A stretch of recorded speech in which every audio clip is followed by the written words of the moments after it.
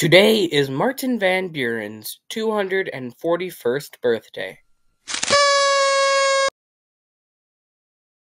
Contrary to popular belief, America doesn't have an official language. English, legally, is not the official language of America. It's just the most spoken.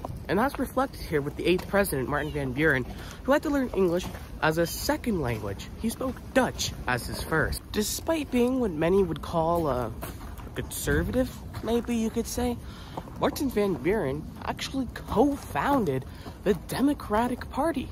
The Democratic Party. The 12th Amendment to the United States Constitution, at least I think it's the 12th, requires a president to have picked a vice president for their ticket. However, it doesn't necessarily say that they can't have a vice president.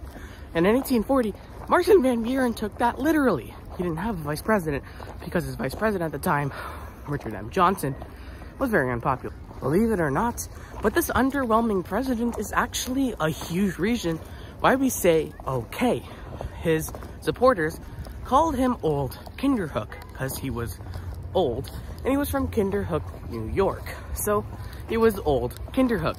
And in the 1840 election, supporters of Martin Van Buren formed clubs with other supporters of Martin Van Buren's Old Kinderhook clubs, or OK Club. Martin Van Buren was infamously, or you could say famously, a man that spared no detail, except in his autobiography, where he doesn't mention his wife Hannah once. Martin Van Buren, who had also served briefly as the youngest president, was the first president born in the United States.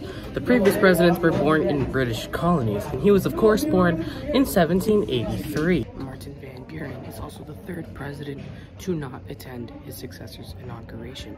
I have a video about that actually. Martin Van Buren, the 8th vice president and 8th president, had seen 8 presidents before the end of his term and had lived to 8 presidents after the end of his term.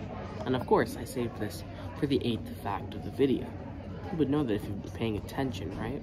About a decade ago, there was a study done that proved that every single president up to that point, including Barack Obama, could trace their ancestry back to King John, except for Martin Van Buren. Martin Van Buren then only became the 2nd president to not have either his first or his last name, to begin with the letter J. The first one was George Washington.